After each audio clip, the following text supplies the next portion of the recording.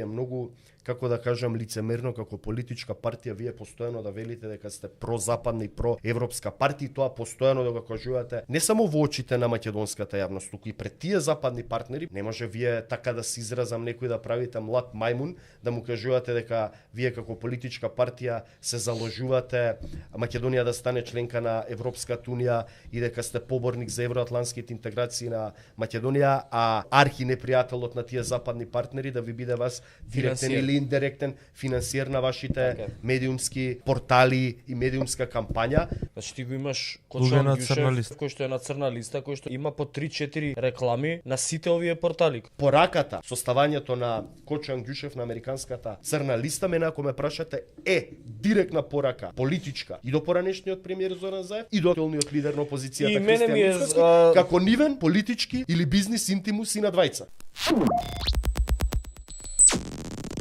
Па посебно Брисел, посебно с нашите стратешки партнери дека се од спорно потекло. Нашите стратешки партнери апсолутно мислам дека толку имаат рентген на Да. сликата во Македонија, особено на текот на парите, особено што ги велиме спорни пари кои доаѓаат од други поголеми политички центри на моќ. Е многу, како да кажам, лицемерно како политичка партија вие постојано да велите дека сте прозападна и проевропска партија и тоа постојано да го кажувате не само во очите на македонската јавност, туку и пред тие западни партнери, бидејќи имаат постојано состаноци со највисоки западни и функционери амбасадори кај нас, и мислам дека не може вие така да се изразам некој да правите млад мајмун, да му кажувате дека вие како политичка партија се заложувате Македонија да стане членка на Европската унија и дека сте поборник за евроатлантските интеграции на Македонија, а условно кажано архинепријателот на тие западни партнери да ви биде вас директен или индиректен финансиер на вашите медиумски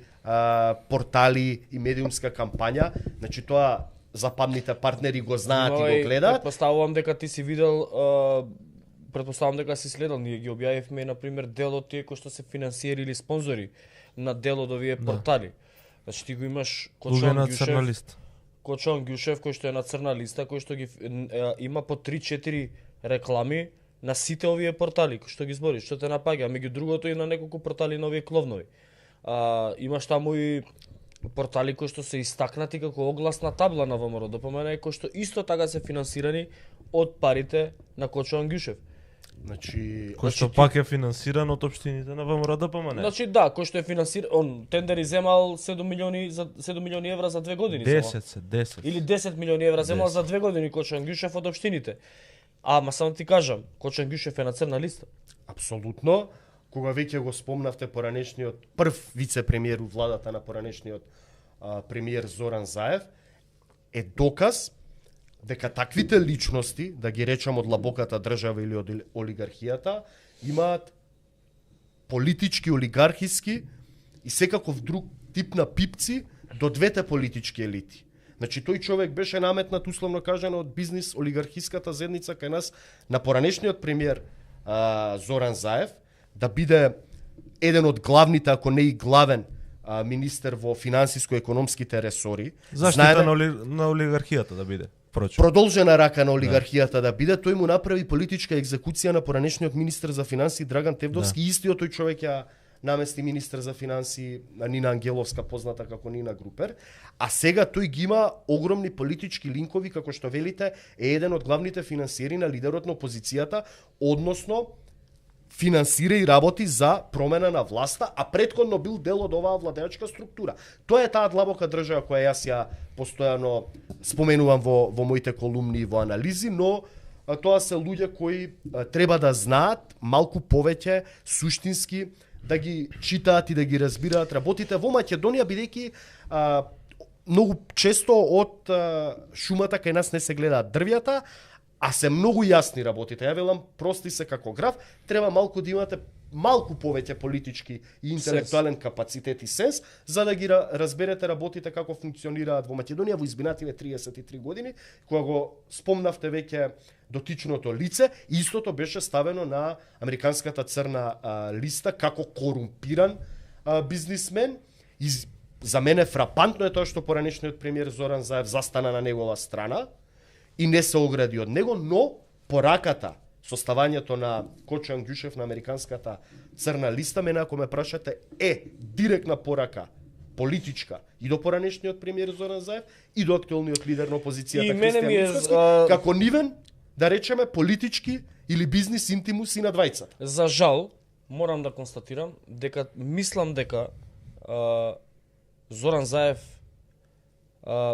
сепак има малку повеќе политички сенс од Христијан Мицкоски, особено заради тоа што ме информираа за некои интересни случувања во последниве 5-6 дена, особено за еден настанок кој што се случил во петокот и ќе го дискутираме покасно, кој што јасно укажува дека Зоран Заев практично ја има сватено пораката, ја има видено пошироката слика или поголемата слика и мислам дека неговите наредни политички чекори ќе бидат пред се во негова корист и без терање инает на овие наши стратешки партнери. И почеток на тоа беше она средба која што има Али Ахмети, Зоран Заев и Ковачевски. Да, ќе дискутираме после темата. Но имало една средба интересна во петокот за која што ќе дискутираме покасно, во контекст на што го кажа Благојчев, би сакал и на колумната, затоа ја почнав со колумната, нели, ја го почнавме разговоров, бидејќи од прилика очекував дека вака ќе изанализираш ситуацијата и апропо твојот момент, мислам дека може тука на екранот да видиме која е пораката од Агелер денес. Агелер практично има иста порака како што имаше Обрајан, само ја повтори. Тоа значи дека од ниво од политичко ниво на Вашингтон веќе се спушта таа порака на оперативно ниво. Тоа значи дека од денес па натака и амбасадата на САД ќе веројатно претпоставувам дека ќе работи на свој начин за да ја постигне целта која што или задачата која што е зададена од Обрајан или стратешкиот интерес на САД, тоа е Македонија во Европска унија. Оперативно на терен значи дека веројатно ќе има некакви преговори, некакви притисоци, претпоставувам некакви убедувања, разубедувања, но реалноста е дека лидерот на ВМРО ДПМН нема баш сјајна позиција. Вели Агелер до Мицкоски, нека им каже на гласачите кој е неговиот план, треба да ја донесе вистинската одлука која ќе ја придвижи Македонија кон Европската унија. И понатаму само ќе цитирам првиот дел, вели: ве молиме донесете вистинската одлука за придвижување на оваа земја напред кон нејзините европски аспирации и Мицкоски ќе ви потврди дека го има истиот разговор со него. Понатаму додава ќе продолжиме да работиме на тоа, а каков ефект ќе има тоа, колку време техничката влада ќе трае, е нешто за кое не би сакал да шпекулирам. Ова е многу интересен момент. Да, се надевам дека за луѓето на оваа држава и за доброто на оваа земја дека после 9 мај ќе има јасно решение, власта и владачката структура на земјата да може да продолжат напред, но не можам да шпекулирам што всушност ќе се случи. Ајде да го видиме видеото, ако е подготвено од изјавата на амбасадорката на САД Агелер, да го видиме на екран. Да, и мислам дека има две клучни поенти од ова видео кој што ќе го погледнат гледачите, ќе ги дискутираме после, од кој ќе го изгледаме. Да, ајде да го изгледаме прво видеото.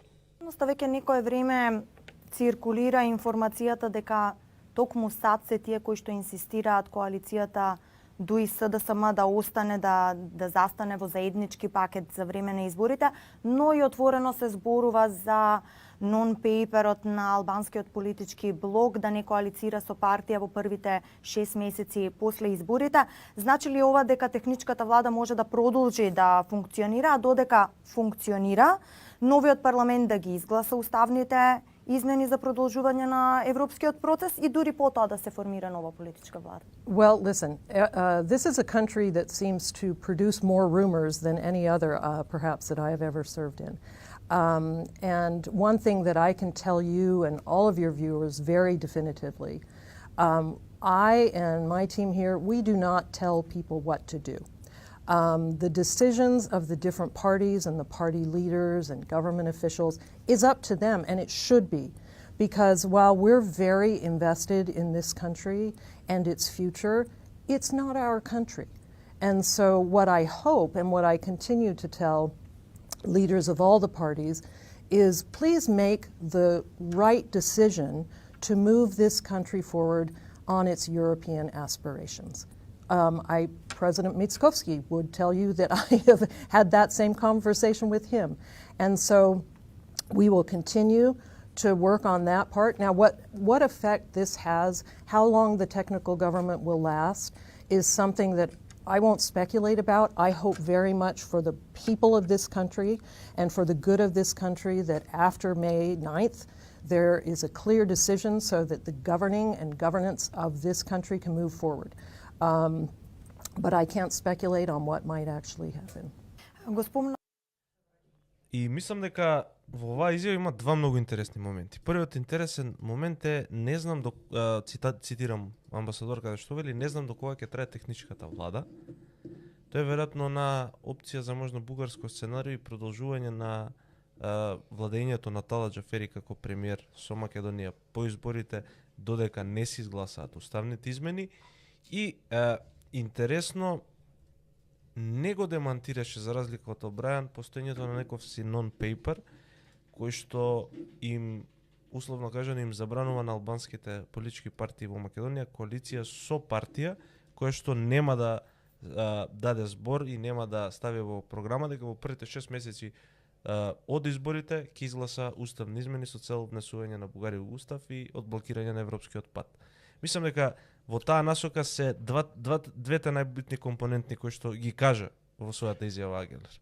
Милош, да не се правам сега јас Нострадамус, уште пред да проциркулира тој така наречен нон-пейпер кој искочи од, да кажам, кујните на Белата палата, за да се направи еден вид на медиумска хистеризација дека ете албанците пак ќе уценуваат Македонија. Јас постојано велев дека доколку до изборите не се изгласаат уставните измени, односно се пропуштат сите рокови Македонија да ги почне после декемврискиот самит преговорите со Европската унија, односно да одржи втората меѓувладина конференција како што беше предвидено со францускиот предлог и како што постојано велам, Албанија е колатерална штета. Да. Тоа го велам бидејќи одлуката на неизгласување на уставните измени за внес на бугарите во уставот продуцира две држави да не може во пакет да одат напред кон евроинтеграциите. Тоа е веќе сериозен безбедносен проблем во јужното крило на НАТО, каде што гледаме американците директно со булдужер дипломатија се вклучуваат да го решат, бидејќи, извини, европејците се неспособни или не сакаат да го решат тоа, како што во изминативе 30 години многу не се заморувале. Колку и да звучи, како да кажам, политички бизарно, американците се позаинтересирани кај нас да го буткаат процесот на евроинтеграција во Европската унија на државите од Западниот Балкан. Морам да додадам само, со ова што и Македонија и Албанија се во проблем, се трга и притисокот кој што Америка се обидува да го направи и врз Косово и врз Србија. Значи ние им го олеснуваме моменталната ситуација и олеснуваме на Србија, која што пак е притискана да го реши проблемот со Косово. Зашто генерираме друг проблем на Западниот Балкан. Не е само проблемот на диалогот Белград-Приштина. Значи американците имаат, условно кажано, и друг сериозен проблем за решавање во две земји, односно 3 земји членки на НАТО, каде што поради бугарското вето, 2 земји членки на НАТО, а тоа се Македонија и Албанија, страдаат кон нивниот пат кон полноправно членство на Европската унија. Сакам да кажам, не сакам да се правам политички Нострадамус, ја ова го велев многу порано, дека доколку не се изгласаат уставните измени, ние апсолутно влегуваме во бугарско сценарио. И тоа што сега велат, има нон-пейпер, ниту една етничка албанска политичка партија да не смее да коалицира со ВМРО-ДПМН или со било која власт, ако претходно, постизборно, која ќе се конституира Македонското собрание, веднаш не се продолжи точката на дневен ред, каде што застана во август месец. Знаеме дека тогашниот председател Талат Џафери ја прекина седницата, бидејќи беше јасно дека нема потребно двотретинско мнозинство од 80 пратеници, но уставноправните експерти велат дека седницата може да продолжи во оној момент кога ќе се обезбеди или ќе се смета дека има обезбедено 80 пратеници. И сметам дека со конституирањето на новиот собраниски состав после 8 мај, апсолутно ќе се излезе со еден вид на ултиматум дека не може да има политичка влада доколку конечно не се внесат бугарите во уставот и конечно да се одржи таа втора меѓувладина конференција и Македонија и Албанија да ги почнат преговорите и конечно да се отпушат и откочат македонските евроинтеграции, бидејќи ако не се случи тоа, ако се формира политичка влада, ние постојано ќе се вртиме во круг и со таа политичка влада, ако дојде ВМРО-ДПМН хипотетички на власт и ако почне да поставува условно кажано нови услови кон официјална Софија и ја радикализира ситуацијата, американците уште толку ќе имаат проблем за да го извлечат овој, да речам, регион и да го стават на шините кон полноправно членство на Европската унија, односно уште толку ќе се искомплицира и онака комплицираната и замрсена ситуација во која се наоѓаме и ние и Албанија како држави кои треба да ги почнат преговорите. Така што мислам дека само политички дунстерин или дибидус не може или не гледа или не сака да разбере која е неговата позиција визави највисоките американски интереси во овој момент на Балканот, при руска воена агресија во Украина, која што се уште не завршува, да речеме, руско-украинската војна после 2 години од отпочнувањето на тој конфликт, проблемот со Израел и Газа, каде што имаме сериозни отворени воени жаришта, безбедносни кои ја нарушуваат целокупната безбедносна архитектура во целиот свет, тоа сакам да кажам, и вие да мислите дека ќе бидете кочничар или ќе водите инет на највисоките американски интереси на Балканот, каде што тие Македонија реално да правиме момент, не само Македонија, и Албанија и Бугарија не ги гледаат како некои држави кои водат независна политика, суверена политика која се спротивстава на интересите на американци. Тие ги гледаат како држави во еден поширок геополитички контекст, а тоа е Западниот Балкан. Ним им преостанува уште 5-6 земји од Западниот Балкан да ги внесат во Европската унија во догледна иднина или да го трасираат патот во Европската унија за да го намалат руското влијание. Тоа е фактички политика која трае во изминативе 150 години. Ако сакате во вториот дел на емисијата ќе разговараме какви биле односите на големите сили визави балканските држави и балканските конјунктурни раслојување на создавање на нови држави. Сакам да кажам, таа политика која ние мислиме дека американците или русите тука премногу нас не сакаат или не мразат, не е де факто таква политика. Едноставно, тие го гледаат и русите, односно руската надворешна политика и дипломатија, и американците го гледаат овој регион како поширока геополитичка сфера на интерес и се борат и едните и другите да воспостават такво влијание. Значи, таа борба за поширока геополитичка сфера на интерес е во секое катче на планетата Земја. Таква борба имаме и во далечен исток, и во Централна Азија, и во Латинска Америка, и во Африка, дури ако сакате. Имате пенетрација на Кина, па тука американците влегува, па гледаме русите со Вагнер влегува во африкански држави со државни удари. Значи, тоа не се случува само на Балканскиот полуостров да имаат интерес американците и русите за Македонија, Албанија и Бугарија. Апсолутно како пошироки региони, тоа станува збор за сите континенти на планетата Земја. Сакам да кажам дека ние ако мислиме дека толку сме јаки да водиме суверена политика, е многу погрешна политика, бидејќи големите, ајде ги речам мастодонти или слонови, на геополитичката карта на светот, а тоа се американците, русите и кинезите, водат многу посериозни битки, како што кажав, битката во Украина, Тајван ако сакате, Иран, појасот Газа со нападот на Израел, односно отварање на едно жариште кое може да прерасне во сериозен регионален конфликт, бидејќи имаме бомбардирање на Сирија, па гледаме некои ракети меѓу Иран и Пакистан. Значи, тие се ненормални сериозни жаришта каде што треба светската американска дипломатија да се насочи и колку толку да речеме да ги превенира со Нетањаху, а не вие да ти доаѓаат тебе Джеймс О'Брајен 5 пати и да му кажува на Христијан Мицкоски што треба да направи за да води условно кажано правилна надворешна политика Македонија, односно да не ја кочи Македонија на незиниот правилен евроатлантски пат. И сега вие како даскал, како професор, ако не може да соберете 2 и 2 во политика, ја не знам тогаш колку грама памет имате вие ако сметате дека со тоа што ќе кажете па Джеймс О'Брајен не ја разбрал мојата изјава, тој пред е добар да се сретне човек, со мене. да, пред да се сретне со мене, он ќе свати, нешто објаснува, значи него му е директно кажано што треба да направи, дури веќе и без дипломатски ракавици. Ова директно кажано што треба да направи, дури на онаа тета средба што има кога отидоа тој и Александар Николовски дали беа во американската амбасада со Ескобар тогаш, директно му е кажано и без разлика на тоа.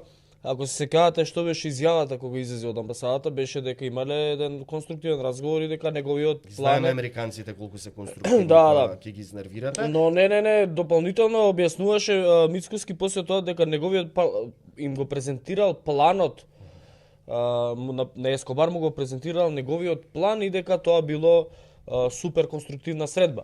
За 2 месеца после тоа дојде Обрајан да каже план нема. Од тој човек не би купил ни кола. За 2 дена после таа изјава на Обрајан Мицкоски да рече па Обрајан напротив би требало да купи кола од мене, да ме кон можел да му каже, он бил познаваш да ја купи колата, па после 2-3 повторени слични ставови рече не, Обрајан не ме познава. Да, тоа било пред да го запознаем, кога го запознал, они имале добра комуникација, за после 2 недели од ова да дојде Обрајан и пак да му го повтори истото. И денес се гледаме Агелер како практично од една политика значи збориме политика во Вашингтон, како се спушта на оперативно ниво тука.